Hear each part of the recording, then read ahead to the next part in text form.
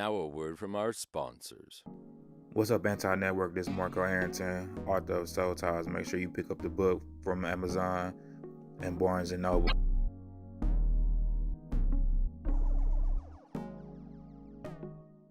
All right, man. This is what? Episode 4? We on 4, man? That's what we at Yeah, we today? on 4. Yeah, we on We on 4. We on 4. 4. Hey, episode 4, man. Back with the Anti-Network, man. Me, of course, Brother X, with the awesome guy himself, the doctor, the man of many titles, brother, co-mark, brother twin, brother everything, Marco. But I'm about to call him brother Lord J. It don't matter what you call me. Just don't call me a or whatever. Yo, you know what I mean? Hey, don't do that, man. Hey, I just heard the John Wick story my man told me a minute ago. Y'all,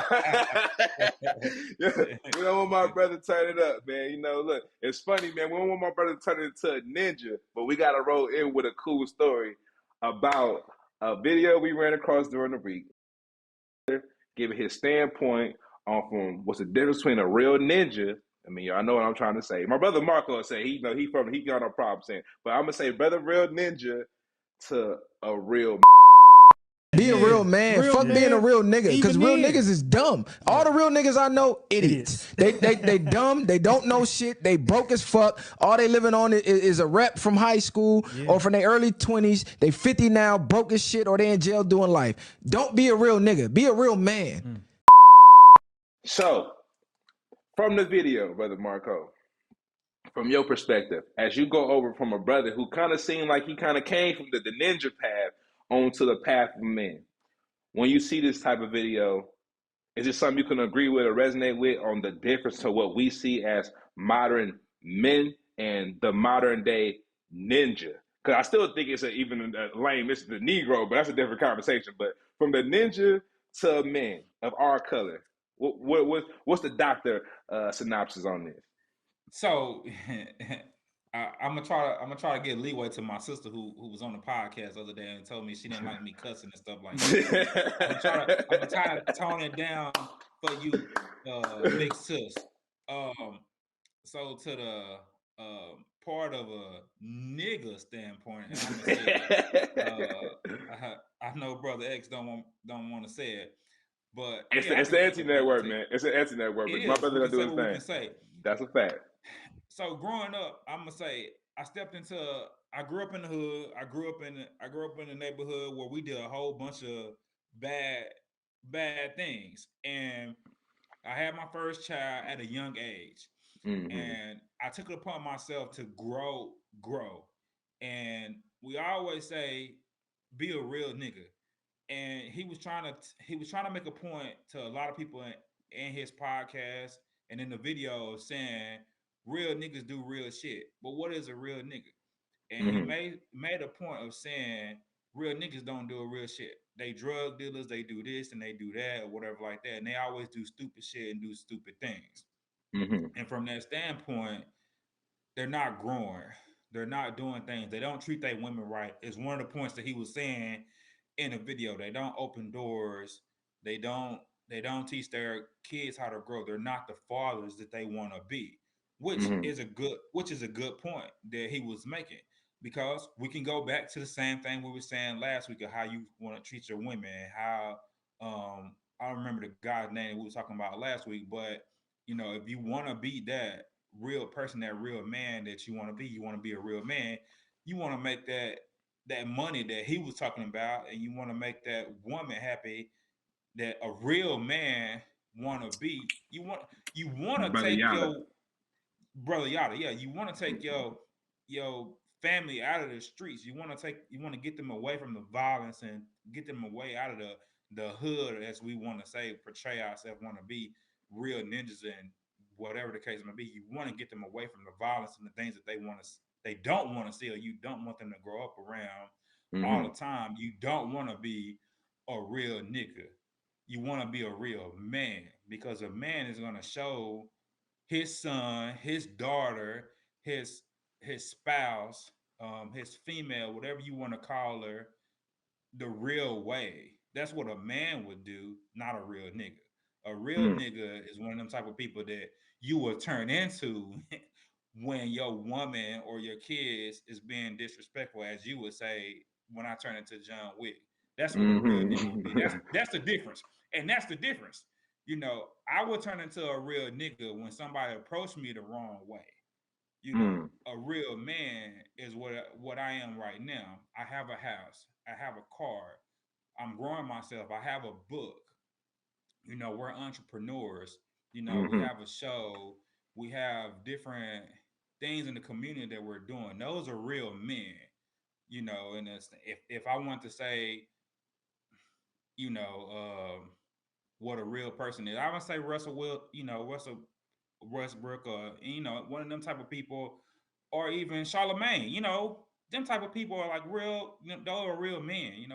Whatever the case may be, those are real men. Real niggas are, I don't know who you want to call. I, I don't know. You call one of these rappers or something like those. You want to call those, Blueface will be a real nigga. I guess that's what you want to call it.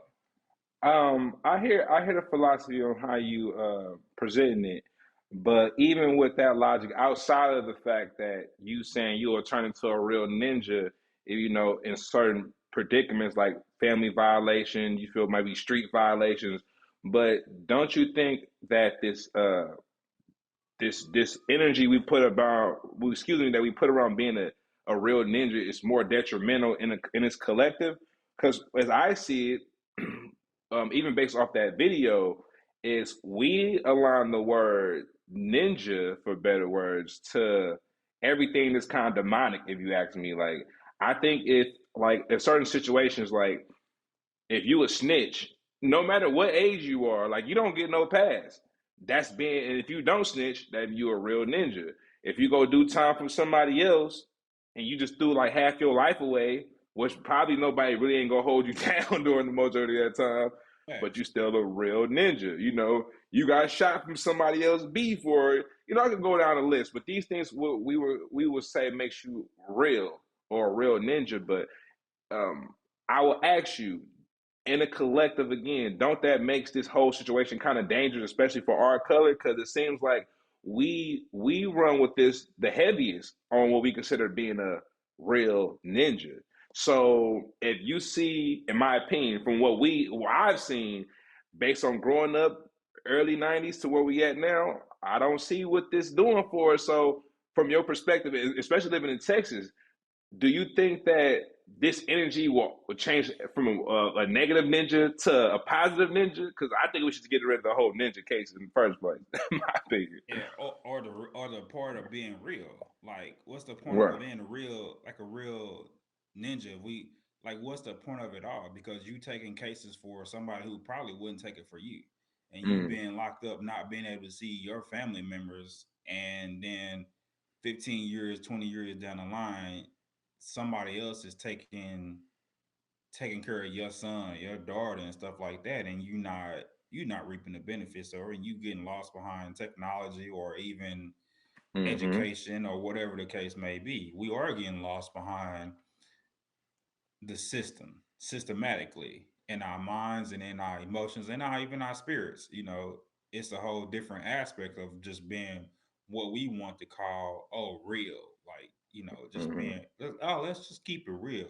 But who are you keeping it real for? Are you keeping it real for yourself, or are you just keeping it real for the street? That's the difference. mm, Who are we keeping it real for? Because you know my Facebook and my Instagram, people call me Co-Mark the Realist, but that wasn't because of the fact that I was keeping it real on the street. I was keeping it real with myself and keeping it real with the people around me. And I left a lot of people back in the hood and a lot of my friends because they were growing up doing the exact same thing. And I can go back to the same hood and people are still doing the same exact thing that they were doing 20 years ago, selling drugs and still trying to rap and saying, "Oh, I'm gonna make it now," but you still not doing anything. Are you still keeping it real with yourself, or you still moving on? And that's exactly what he said in the thing. He can still go back to the same spot, and people are still doing the exact same thing, and they're not doing anything with their life. They still broke, still not making money, and they still not making leeway with themselves. They still doing the exact same thing over and over, and that's not being a real nigga. It's still, you know, being a nobody. Mm. Yeah, so again, with the energy behind what we consider real ninjas these days, I think it's toxic. Like we put that label on other things when it comes to our society. So I get what the brother's saying, man. I don't really see the energy pushing this narrative when really it's not going to come out to be nothing great for us at the end, especially for our next generation. It never did nothing for our generation.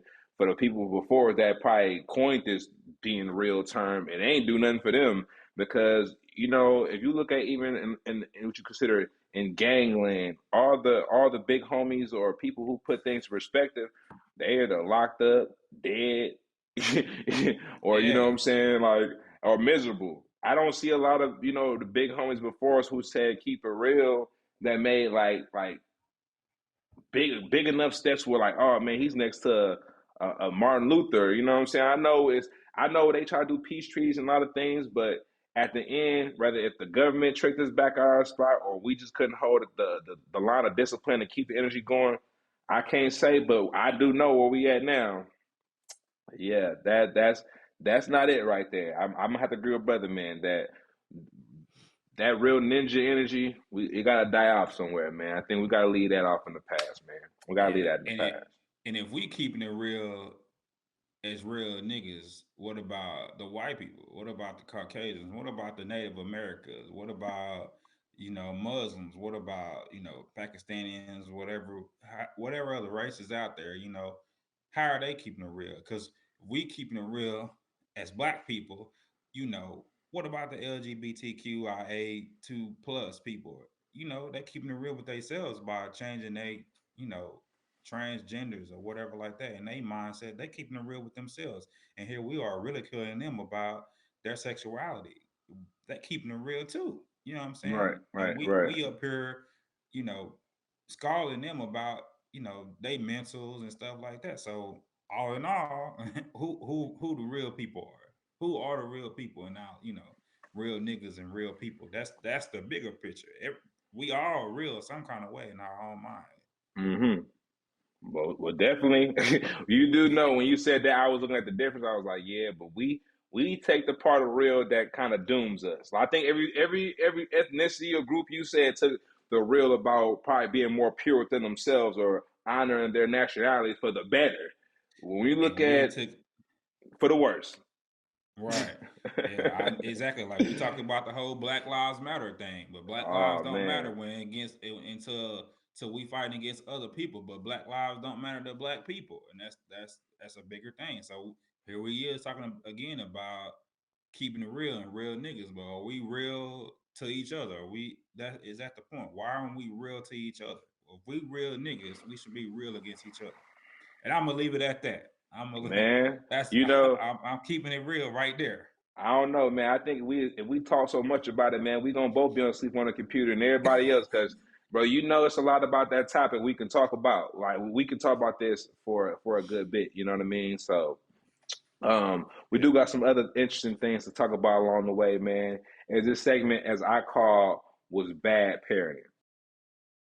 Needs to be. And I would say the first video we could talk about in this situation is the young lady twerking and her dad tapping that behind.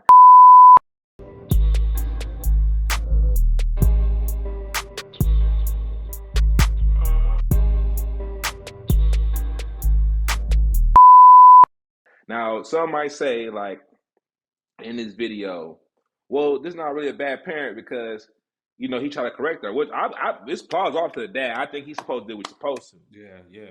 But who got the camera set up? So that makes you think, is the mom, like, who's recording this to where she goes right? That's the crazy part about it. She goes right to the camera and she knows what to do. So yes, shout out to the father, man, for tapping that and getting that in some order. But who gave her this idea so you can just put a camera up, and who's recording her let this happen?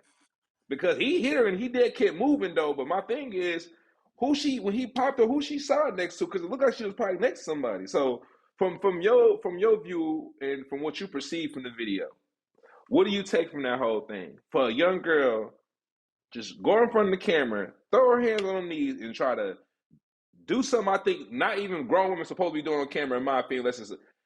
It's my opinion. The word don't shoot me, but they shouldn't be doing in public eyes like that. So what do you see that as, man? It's the anti-network, man. Ain't nobody gonna shoot you on here. It's May freedom ring, brother. May freedom ring. Yeah, so it's I don't know if it's the brothers or whatever, or if we doing it for clout, like, you know, it's another skit. I don't know what it is, but you see these videos all the time, man, up and down. I don't have a Facebook, but before I was off Facebook, you know, Instagram and Snapchat and all these other videos, you know, it's common, you know, for little girls to be doing this. And like, again, like, I'm with you. I applaud the father for, you know, stopping it,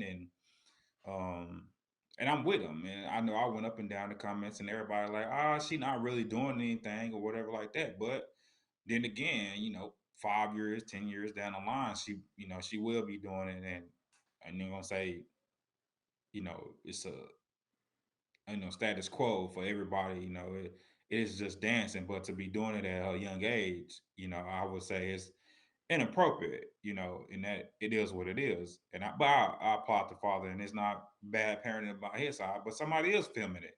And that's the problem. That's the problem behind it. Somebody's filming it. They're like, oh, it's cute. You know, let's do this. You know, where's she learning from? You know, what she's seeing it from is YouTube and social media and stuff like that. And, you know, I don't know what else to get off of it. And I think that's the part that kind of gets to me, because I got another video where we got to definitely run this back with bad parenting too, because I found some other videos I couldn't get right in time, but I think it's just as graphic or even worse. But this is the thing. For people who say this is not that bad, what's bad then? Does she got to be really a naked little girl? Excuse me for anybody who probably mind went to left, because you know, but I'm only just being real. But what is really bad then? If a girl her age is putting her hands on her knees and she's trying to throw that thing at the camera, what could be worse than that? I don't even see how today that we look at these things as any logical human being and say this is okay. Because now when little boys see this,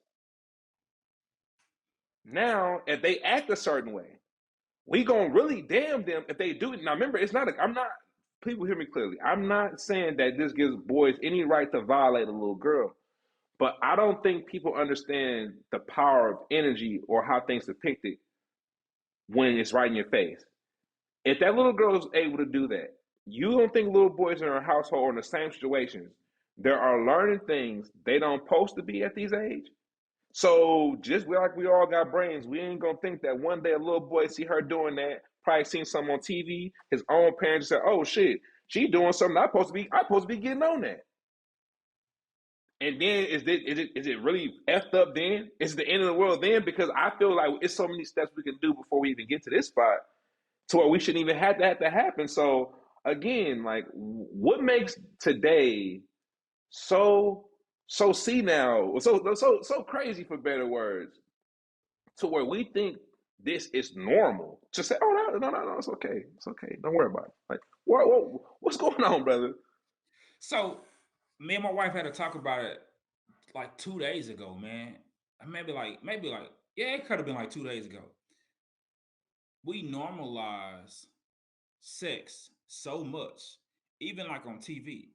Back when we was younger, you know, 80s, we 80 babies, stuff like that. On TV, you could have never saw, and excuse my language, breasts, butts, sex, a girl kissing another girl, a man kissing another man on TV at all, bro. No, you know, PG. It couldn't have been over PG. It could have been rated R or anything on TV at all. And to add to that, I want you to finish. But add to that, you know what our parents used to have us do when they was that in one little scene. Close your eyes. Turn your back. They would have tackled us to the ground. You know what I'm saying? Yo. And I still still tell my kids before I see it coming, when I even know like the scene is getting that way, go outside. You know, go upstairs. You know what I'm saying? Something. For Right? sure. Hey, can you go get my shoes out the, the kitchen? Something, right? I Hurry up, know hurry it's up. coming. Hurry up, exactly. But it's even getting to the point where like the Disney movies, the cartoons normalize it. And you see it coming like for the children's movies that we see it coming. It's so normalized that I think in our minds nowadays that I'm not gonna say me or you or even most people, but maybe 33% think it's okay to see like your kids dancing like this, you know, in a normal household or even outside. That you could see like the cheerleaders at football games and basketball games doing these type of activities and everybody's clapping.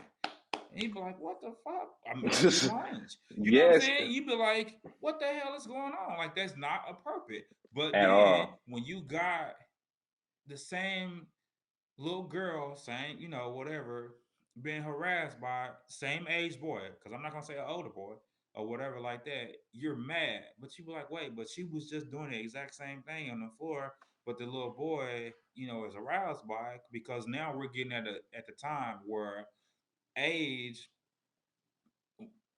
has started to get more sexualized at a younger age, that kids have started to get aroused at a younger age, more and more younger, because people have started to get pregnant more and more younger now, at my, like from our time period.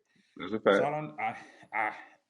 it's just, I guess it's just like normal, I guess, at this day and age, that we see it on our phones, we see it everywhere we go, billboards, schools, TV. We just can't get away from it. Even video games, bro. Even video games. I mean, we just can't get away. So I don't know how we get around it. I don't know if it's even a thing for us to even say.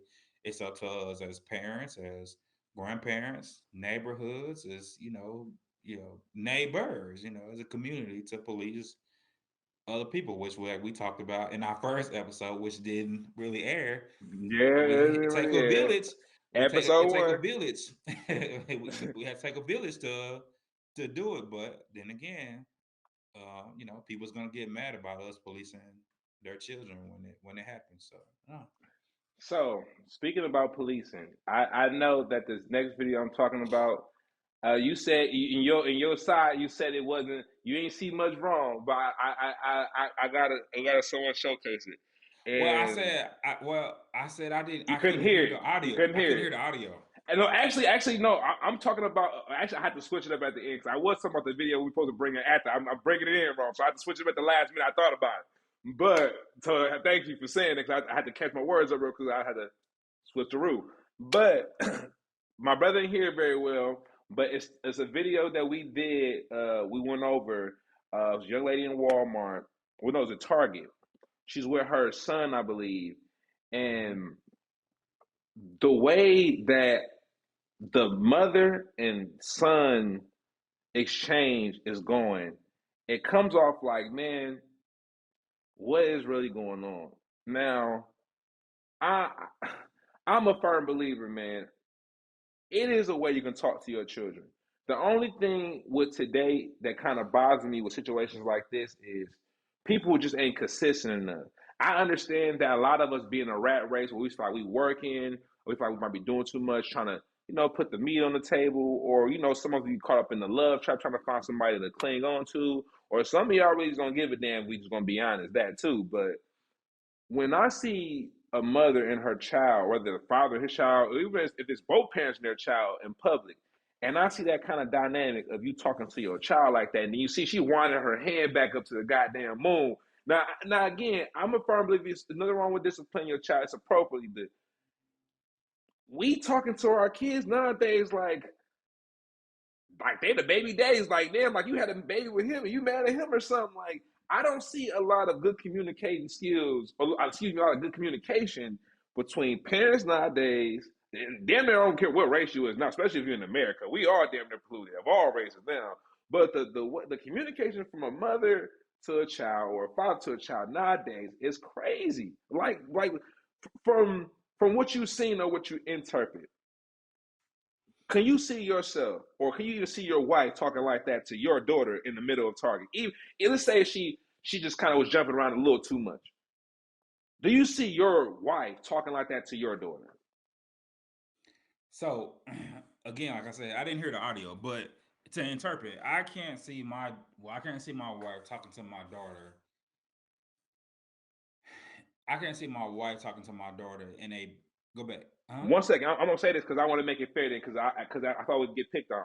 So let me say this: since you didn't hear the audio, based off of what I said in reference to you, yeah. So let's go that way. So then I say something. I got you. My bad. But that's what I say, But based off what you're saying, I can't see my wife talking to my daughter that way. I can see my wife trying to like calm my daughter down and trying to get her to, I guess, get my daughter to act a certain way. Mm-hmm. But I also can see, because I'm not gonna just say that like it's not gonna go two different ways. I can also see my wife getting frustrated at some point in time if my daughter's not cooperating, Mm-hmm. Whatever. But I can't see my wife in public like reaching back to like swat my daughter like a fly. But on the other hand, let's switch it up, and I'm gonna switch it up. My son, I can see my wife getting very frustrated with my son, my youngest son, right? And her having to like literally go off on my son, like literally go off on my son, right? And my son's 10, and him like fall out and whatever like that, because he don't know how to control his emotions. But even with that being said, I still don't see her like raising her hands and swat him, whatever the case may be, at that point in time, whatever. But I can still see her like going off, like using like cuss words and everything, when she gets like super frustrated, because my son knows how to pick, my wife apart at certain points in time. So I can see my daughter at a lesser point than my son. My son can boil my wife, can literally get underneath my wife's skin if I'm not there. So I can definitely see that part. But for her to like reach back and like go Jose Canseco, no, I can't see it. Not in public. No.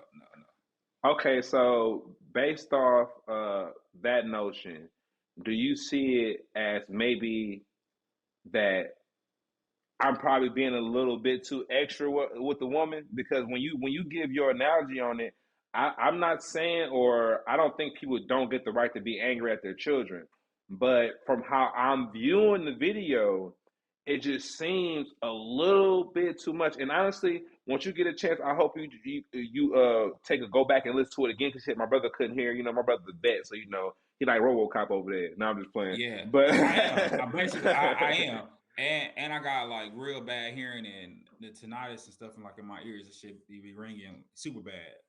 So I tried to listen to it twice, but so I'm very observant, and so I looked at it and I kept looking at it, and I seen her buying him toys. I seen him walk out with like a couple of toys. So I'm not gonna say that she might. I don't even know. Like I couldn't hear it, but and she might have been frustrated at the fact that she was like already buying him stuff, and maybe he kept asking for more things. And that's just my interpretation, because, like I said, I couldn't hear it, and I don't know what was said. But if you explain to me, make me make sense. Well, based on the splicing of the video, because if you notice, you seen when the girl lifted her hand up, the girl acted like she was going to get hit in the goddamn. She was recording from a distance, and that woman lifted her hand up. She kind of like, oh shit, like she was going to get hit or something. But the video was spliced. But pretty much in the videos, the spliced videos putting together, it's pretty much how the woman is talking to her son. in the manner she's doing that made concern for her to get recorded.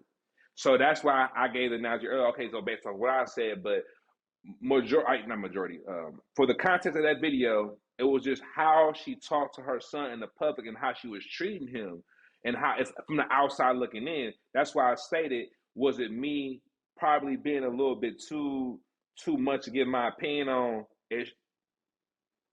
How would I say that she has the right to go so hard? Because I know how it is to get frustrated with children, but I can't live everybody's experience based on how they view and see things. But I never, and we weren't the same when it comes to being moody, anxiety, all the emotional stuff when we start ticking different. But I never take that much on my child where I'm like, I'm doing this, like I'm palming the basketball just about to, you know what I'm saying? Like, I feel like it's a language you be like, hey yo, you better chill, though. You know how you gotta do that low-key crazy. Like we used to do like our parents used to do. Like, it's been to the point where I've grabbed my kids and get you get that Mortal Kombat voice. You pull them in, get them. You yell at them in their ear and you make them cry. You let them understand. For sure. If I had to beat your ass in this door, you know what I'm saying? and they understand that part. For real. Because they know that you'll get to them. But I've seen parents, smack their kids and sometimes I'll be looking at the kid and I'll be like, you probably deserve that shit. You know what I'm saying? You probably a bad mother. You know what I'm saying? But, hey, man. And I went off on a parent one time in the store because he was calling this kid retarded and stuff like that. But the kid, wait. But he had it coming because his child had autism, and I don't think he knew that. Or whatever. And I have a big thing about kids with autism and had disability, and I was pissed off. It had me heated, and I told my wife, and she was like, "You probably shouldn't do that because that's not your parent." And I was like, "Yeah, you right. I shouldn't have stepped because it's not my kid." But sometimes we as people probably should step back, whatever, and observe because it's not our business. But then again, sometimes I think we overreact with the camera thing, trying to film. Because a lot of times, we want to film when it's fights and, shit's going on. Oh, it's fight, man. You want to turn our camera on. But we don't want to step in when it's dangerous for stuff like that. Oh, if a child is being harmed, why not step in? If you thought it was going to be that bad, why not say, why not come in and say, hey, man, I don't think you should talk to your. He's not being hit by that time, but this dude over here who's getting his ass kicked, you want to step in there? You know what I'm saying? Come on, man. Come on now. I don't know. It's network, man. You know why? yeah, because you can't fight. No, I'm telling you. I don't know, man. It's different circumstances, bro. I don't know. It's hard to judge. It's just hard to judge. I'm just. I would agree. It's hard. I guess I'll have to leave now and rethink about it because I just, like I said, outside looking in, man. I mean, hey, man, listen, let the fans decide what's going on, man. If y'all got y'all opinions, please, we want to see them in the comments too, man. We want to hear people, this is why I say it's like the conversation table, man. We just want to have conversations with anybody, even in the comments. We want to bring some of these comments up on the stage because we'd like to hear what people think too, That's what it's about, just having a real world conversation. But in this last segment of what I consider a bad parenting part one, now this is where I was going to jump out early. I think this is where we had a difference. That's why I couldn't wait for the show. So, as a matter of fact, I'm not even gonna lead into it. I want you to lead into it from your perspective of the video, so that people can get an understanding of what Brother Marco's saying. So Arabella decided to fuck with my whip shots last night and fuck my shit up. So now we let her open her gifts and let's see what Santa brought her. Santa ain't bring you shit. Aww. Cause you been bad. So you. No, I don't think we even had a difference. I think we was right on point. This lady came in and she she left some liquor out. She left some liquor out, and her daughter, it was her daughter, right? Her daughter. Her daughter got into it, and she was pissed off about it. She then wrapped her daughter some gifts and gave it to her early, and punished her by giving it to her empty, and let her and try to say, this is what you get for, being a, bad, bad child, and Santa didn't bring you nothing. That's what you get for like getting into my liquor. And to my point, I think that is bad on her. That is the dumbest shit dumbest, excuse my language, big sis. That is the dumbest thing you could have ever did. Because hey, first of all, shout out to Big Sis, man. Shout out to Big Sis. That is the dumbest thing you could have did, because of the fact that I agree with the older lady in the video who commented in the video. You're supposed to safeguard your surroundings for your children to live. You should have not had your liquor out for your daughter to get into, or knives or guns or anything like that. Because if your child kills himself or somebody else in the house because you left your guns out and not in your safes or anything like that, it is on you. Your liquor, your weed, your cocaine, whatever you dabble in, whatever the case may be. And then you should not turn around and punish your child for a mistake that you did. And that's my take on it. And I'm gonna leave it at that, because I think that is the stupidest thing as a parent for you to do, especially for your child, and make them feel bad for your mistake. For your mistake. Because that was your mistake. Man, I think I might read the message wrong, but definitely we definitely 100% on this one. Or I think it probably went to a different message. But when I first seen this, I think it's crazy to even record this and put this up. I don't even see, you know how you try to use perspective on somebody, but like, what would make a person record their child? Or what is it? It was liquor shots, or was it cream shots, or something like that? Cream something shot. like something like some cream shots. I think it was some cream shots, yeah. That was liquor based, and you record your daughter crying and put it on social media. This is why I say this is the round table talk, because people will argue, which I don't have no idea why. Some people will argue and say that girl deserved to get embarrassed like this. And it's crazy because we're in a society in 2023 where they say freedom of speech is on the brinks. Well, shit, goddamn it, sometimes sometimes, man, freedom of speech don't need to be free. I swear to God, because I don't see nothing in that benefits the child, even as discipline. Why are we as people find it so incredible to press record on these devices right here and point it to humiliate somebody for the world to see for likes and shares? This is where I think I have the biggest problem when I say this is bad parenting. What the F are we doing? What the fudge are we doing, dog? Because that is so crazy. You should never use your child for social media expense, at the hands of social media, for better words, to get likes, comments, and shares. Because anybody, in my opinion, who agrees with what she did was ultimately right, man, I know it's the internet work, but what I'll say, shit, I'm gonna be looked at as like a bad person. So I'm not even gonna go that far off the deep end. But I will say to that, to add on what my brother saying, yeah, this is crazy, point blank period, man. We as parents, collectively, to the ones who are doing their thing, the ones who holding it down, the ones I know it's hard and it's a challenge, we try to make the best of it, man. Man, we salute y'all for sure.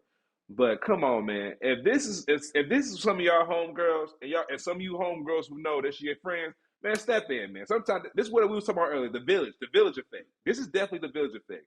If this your homegirl or your homeboy letting your son do stupid stuff like this, and your homegirl letting no, man, this is where you step in. I'm sorry. And if they ain't understanding that, then I think it's the end of a friendship. Because I couldn't imagine my brother Marco, and I know he's a super stand-up brother. I couldn't imagine his daughter in the middle of the living room. We watching a football game, she's twerking.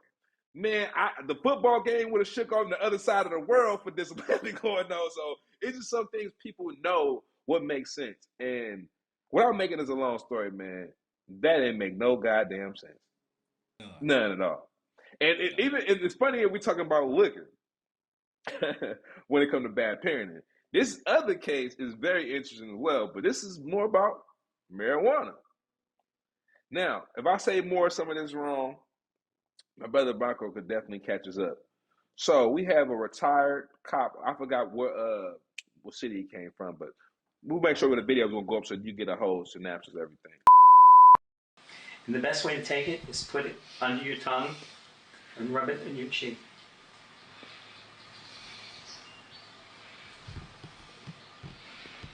Don't do too much. You're going to be asleep all afternoon.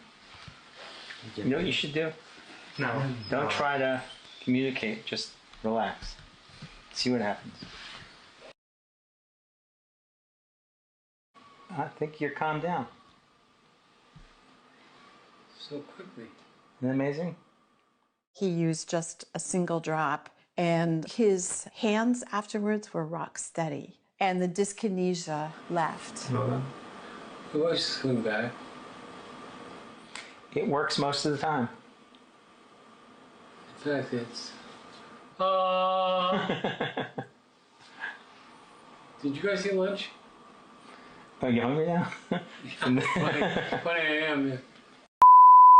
For a brother, you know what I'm saying, to be taking something that he was goddamn slamming people for, most likely. Yeah. I gotta hear from the doctor, man. What we making this, man? How do we write the prescription for this, man? So I gotta know. You know, I'm gonna say it like this, man. Big ups for him, man. I hope his treatment is going well. You know, I hope he's getting healthy and getting all the treatment that he deserves, man. I know Parkinson's ain't a good disease to live with, you know, attacks your nervous systems and things of that nature. So I hope he's living right, hope he's living well and all that, just getting that out the way. The fact that they normalized it and gave him the treatment and stuff like that and tried to make it a good thing, you know, for him, and was like, hey, he is a retired cop, he needs this because of his Parkinson's. You know, is kind of overwhelming because of the fact that, you know, they was like, oh, he did this, he's a retired cop, he needs this treatment for his Parkinson's disease. You know, I didn't laugh because I was like, you know, he does have Parkinson's. There's many people out here that, you know, I say, you know, before it got legalized, it was locked up for it, and I was like, well, you know, it's a bad thing. You know, we still going through the whole fight about, you know, people being locked up, and it's been legalized everywhere. Can't we just get these people out? So I had mixed feelings about it. On the other hand, I was like, what about all the military people that still need help with all the problems that they have and can't get a prescription for it because they live in the cities, you know, states that aren't legalized yet, you know, for it. Why can't they get treatment for, you know, their PTSD or their nerve disease or their Parkinson's disease and stuff like that? But we have this, you know, retired cop that is getting treatment. Why are we going through this? So I had mixed feelings about it. And it you know, and they were like, oh, well, we're doing research about it. You know, I looked it up, and, you know, they said he was living with it for a long time, and he was even going through it when he was still a cop, which was even harder for me to think, you know, this cop is, you know, doing this, or, you know, he had Parkinson's and stuff like that. Not saying that he was using them, but they say he was dealing with it while he was a cop, and they found out when he was a cop. So what about, you know, the military people and stuff like that who still dealing with some of the diseases and still functioning and stuff like that with PTSD while they were still in the military, still going through it and not getting treatment and things of that nature, and the, you know, marijuana to deal with some of the things that they're going through and still fighting the VA system or whatever. And that's just, you know, problematic for them and still having to go through it and can't get treatment like that. And they, broadcast it. Put this man in a whole CNN TV network and stuff like that to let it be known that, it helps with Parkinson's, so it was just one of them things I thought about why just looking at it. I just didn't understand it. Why a cop and why not, military people or, other people, nurses and things of that nature. Well, I think when it comes to the military versus officers, I think we're talking about a different type of government that has to put those policies in place. Don't show me for anybody who's left wing, right, and all know the politics jargon and stuff like that. I ain't too tight on that, but I think it'll be a little bit different. But I think, in my opinion, I would agree with you that the military should be people who get exposed to this first before any law enforcement, especially for the grunts. Anybody who's really on the front line of war, from Iraqi freedom to where we was at, or to anything that was in the past. I ever get the video from TSA when I got locked up on the plane for whatever. If you see when I talk to the cops, bro, the first thing I said is, they said, "Man, we surprised you didn't run." I say, "Yo, this your job." When I'm gonna run, where I'm gonna run to? Like that, it's only gonna make it even worse for one. I'm in the airport, so where I'm gonna run to, what I'm gonna do? Now, I'm not gonna be mad at a stranger for doing your job, but I think it just that takes more being a more wholesome person. Understand, like when you do the wrong things, you gotta expect the wrong situation to come with it sometimes. So every time you do something wrong, don't mean it's always gonna be right, because that's like the life of the streets, So all in all, I don't really see nothing wrong with it. If he didn't buy what the law permits, you can't hold him accountable for what he did at his job. If that's the time when he was locking people up and if people was violating the law, then what can you say? It only makes him look bad if he was taking this while he was an active cop and he violating, I guess the oath to whatever academy he's with, or he's violating a state crime. So if he's not doing none of that, he's retired or he went to move to a state where it's legal, then I'm not mad at the guy. Because if I was him, regardless if I'm a cop or not, I want to live better and more peaceful. So if this oil gonna help me get back moving and talking normal, hey man, more power to the brother, man. I don't got nothing bad for it. Yeah, I said, I hope he gets the treatment he need, man, and big ups for him. And I know they come in and say that they, suspected him of doing it while he was, he was, while he was still a cop or whatever like that. But if he ain't getting no judgment and he didn't get caught doing it, well, yeah, you can't say, you can't say what you're saying or whatever like that. It is what it is. So Hey, and that's why I tell you, man, I don't care what nobody say. I know some people see the gold teeth and all. This is why it's important to have friends of all nature. Yes, I'm saying it because I know people who know me know. I know brothers of all colors. I don't care if they members, government. Hey, listen, man. Listen, you need friends of all sources. I repeat, man, friends of all sources. So I'm not judging nothing. If that was my homie, I'd tell him the same thing. Hey, look, you didn't get caught. Okay, then, man. Listen, my brother's trying to live. Hey, we got to make it work. So I'm not hearing what nobody talking about if it's my brother. So, hey, man, it just is what it is. But in relation to, because we definitely get into the finish line, and it's kind of cool because we're right on time. Speaking about veterans in need, man, we have a story that my brother Marco had introduced. We were supposed to actually talk about this last week, but when the message got related to me, it was kind of in shambles a little bit. And then, when we did get that click, my brother had resent the link. A story about a Marine who went out, what I consider the side door of life, what we consider suicide. And Stephen Osborne, correct? Stephen Osborne. Yep, Stephen Osborne. A Marine veteran at that, you know what I mean, who felt like the VA failed him. Now I know a little bit of the story, but I know my brother Marco know a little better. So I would love for brother Marco to share the story since he brought it to the anti-network for us to go over. So I would rather somebody paint the picture more better, in the situation. Well, somebody brought it to me. Somebody sent it to me because they. Well, I'm gonna say it like this, man. Somebody brought it to me because they know what I dealt with for the last 3 years, as much as you know what I dealt with for the last 3 years. And shout out to everybody. I know it's Veterans Day, PTSD. We all dealing with it. I got the shirt PTA awareness. on. You know what I'm Hey, saying? my shirt No, probably came, man, but I'm in a different state right now. But you know, yeah, we rocking no, this, man. Peace and awareness for right. sure. No one fights alone. So, um, Stephen Osborne was trying to get help from the VA. He was dealing with a lot of mental health issues, a lot of health issues over the past couple of years.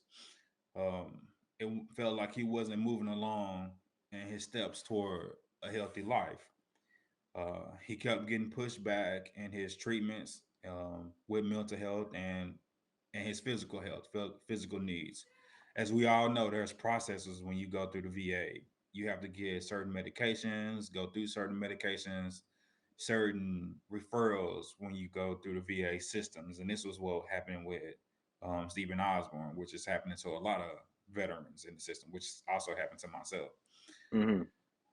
Stephen, and the lack of words, furthermore, he came to a point where he felt like the VA system failed him. He wrote the VA a long, I'm gonna say love letter. Love letter is what he did. He wrote them a letter expressing that they failed him, as that they did a lot of veterans. He apologized to his Marines, his fellow Marines, his mother, his wife, his kids, Mm-hmm. and told the VA that he was at his wits ends, and that he felt like this letter should be pushed out to a lot of veterans and a lot of VA systems so that they understood that the lack of treatment and the lack of help should not be in the VA system, and that we should get the care that we need, and we shouldn't go through the loopholes that we always have to go through to get treatment. And so at the end of the letter, he told him he was at the end and he ended his life. Mm-hmm. So to let's say to push forward on Stephen's letter, I want to say he's not the only one, because as you know, as X know, the last 3 years of my life, I went through the same thing Stephen did. I was in the VA system, and for 3 years, I was dealing with stomach pain, and the VA kept saying that there was nothing wrong with me. And I could not understand what was going on. I went from 200 pounds to maybe 245 pounds in weight. I started bleeding out my penis, and this the anti network. I'm just gonna put it out Hey, there. man. Hey, you You know know we what I'm got strong saying? stomach. I was throwing up every day. Couldn't keep up and down. Um, I was moving around where I felt like I was fatigued every single day. I was going to the hospital maybe every other day. I don't even know what was going on. I was maybe, I don't know. The VA kept telling me over and over there was nothing wrong. There was nothing wrong. There was nothing wrong. I was seeing doctor after doctor after doctor after doctor. They kept putting me on different medications, different medication. And then one day my PCP had the nerve to tell me that the pain I was in was less pain than it was for her to give birth to two of her children. That was my last straw. I wanted to go home and kill myself, but I didn't. I woke up one morning, and as I was trying to buy the house that I am right now, I was walking downstairs and I started to bleed again out my penis. I went to the doctor, and they told me they didn't understand what was going on. I bled so much that they moved me to another hospital. I stayed there for 2 days and they couldn't stop the bleeding. They sent me to the VA. One of the doctors leaned over the bed and he told me that he didn't understand what was going on. And he told me to leave the VA because if I didn't, I would die. He said, because the VA didn't give a shit about me. They were his words. This was a VA doctor. I left the VA hospital that day. Um, and 2 days later, I went and got me a PCP, my own private doctor. He sent me to another doctor from Texas Health. 2 days later, that doctor told me, he said, I know exactly what's wrong with you. 3 days later, that doctor scheduled me for a surgery. It took 3 days for that doctor to figure out what was wrong with me. I had been growing something in my stomach. I'm not going to tell you what it is, but something in my stomach for 3 years that weighed 17 pounds. That's how long it took. 3 years. The VA had failed me. That's the story. Oh 3 no, years. bro. I know the That's people don't know, man. I've been with my brother through a good bit of this, man. A lot of stuff that he's saying right now. Oh man, no. Finish what you were saying for. I'm sorry, but I just want to throw that out there. Yeah, for sure.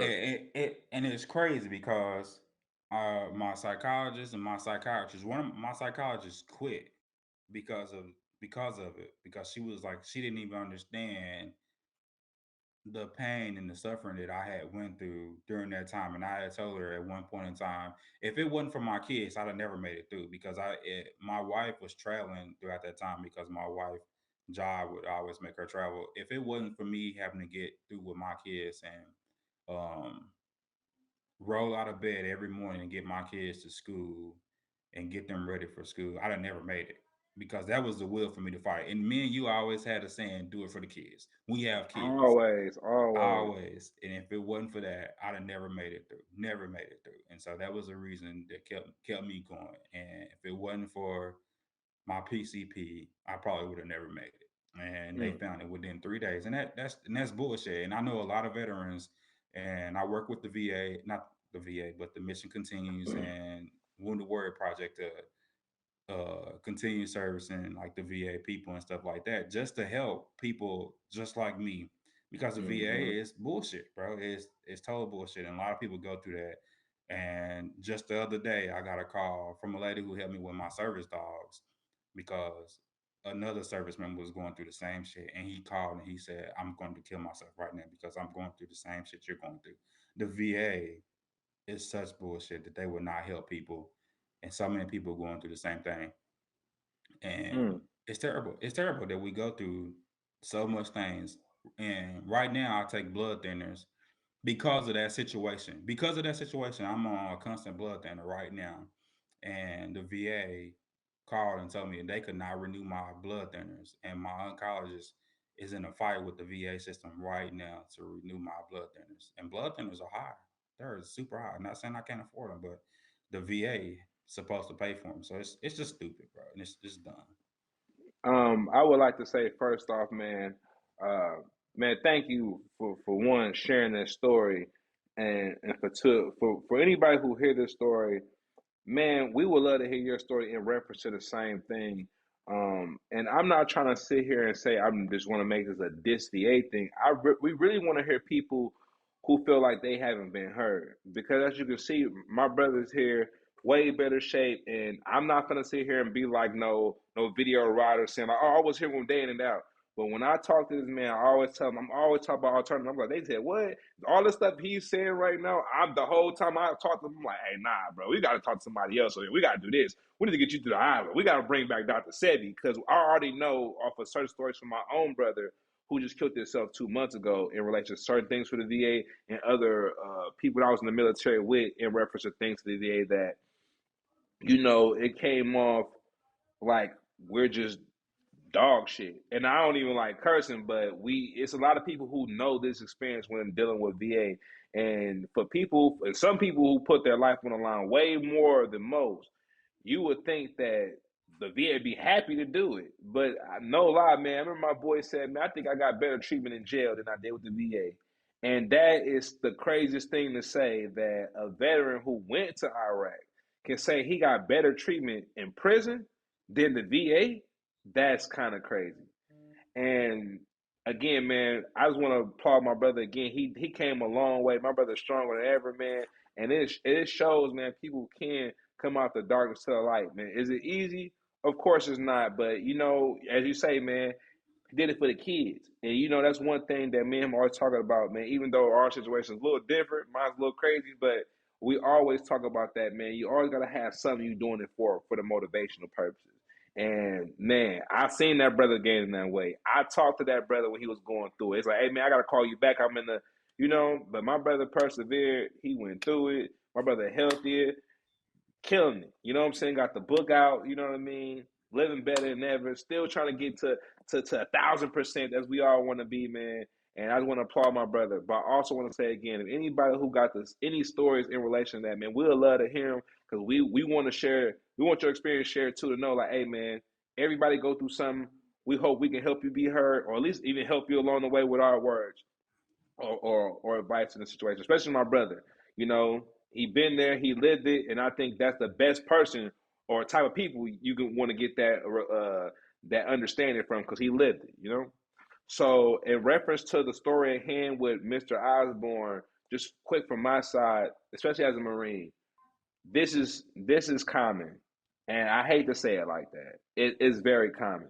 I know people who didn't even go through much in the military, but the thing about it, they probably never been through nothing in their life at all. But some situations, when it comes to war or anything that's traumatic to a degree, a lot of people need help. And if some people are way tougher mentally than others, and even for the people who's tough mentally, being in some situations in the military, especially when you go overseas, you don't know what you can see or what you can be or what you can go through.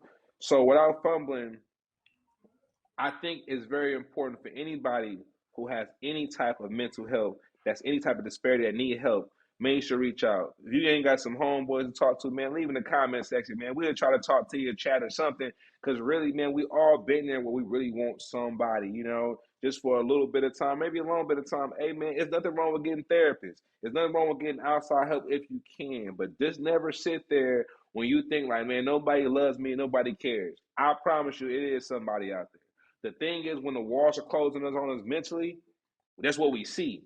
And I've been there. My brother, no, I did 3 years of counseling in New York, BCS. Anybody know me with East New York? But I was walking to counseling like twice a week for 3 years. You know what I'm saying? Even crazy stuff up north, but like that's a whole other story. I won't say I went too cuckoo, but hey, I needed that. I needed that help. Anybody who know me from New York, Poughkeepsie, they know I had to hit the jacket. You know what I'm saying? But I'm not bragging about it. I'm not saying it nothing like in a way like I'm glorifying it. But after my son died, like you know, it was rough. You know what I mean for me. You know what I mean? So definitely, I do know the pain when it comes from not feeling validated, not feeling wanted, and to where you want to end it all.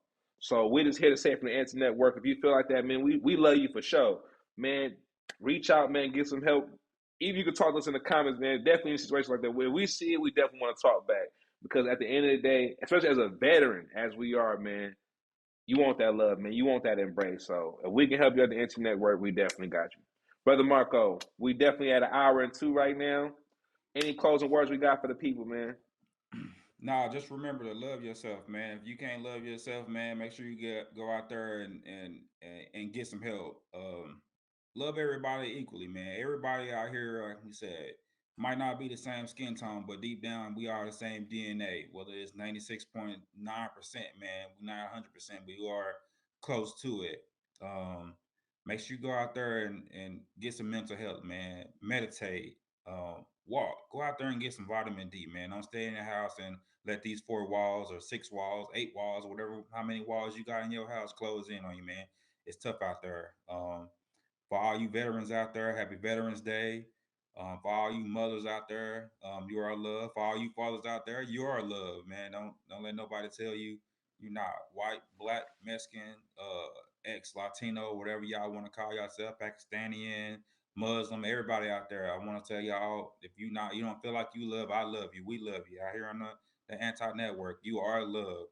Get some help, man. Like he said, if you want to feel like you want to talk to anybody, if you don't feel like you want to talk to us, get some help. Talk to somebody. For sure, for sure. And I don't have much to say outside of that, man. You know the links go be all through the video, man, as far as everything we got from, you know, my brother Book, once again, Soul Ties is out, man. Make sure you support the God. You know what I mean? Brother Kazi's out right now, and he's in the Watertown. He overseas. I don't want to say his private location, but he just took a step out. Brother should be back with us soon. Should have a guest for next week as well. You know, we're trying to keep things interesting for the NT Network, and this is episode 4.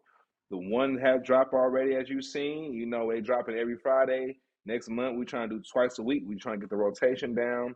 And we appreciate everybody who's supporting the process. You know, shout out to Big Sis, you know what I'm saying? Because my boy wasn't cussing like nothing this show. So shout out to Big Sis. I'm trying to keep it low key, man. Matter of fact, I should have some merchandise coming out sometime soon, man. I'll try to get it out there before Christmas. And like we said, man, I'll try to get some free books out there and some discounted books out there.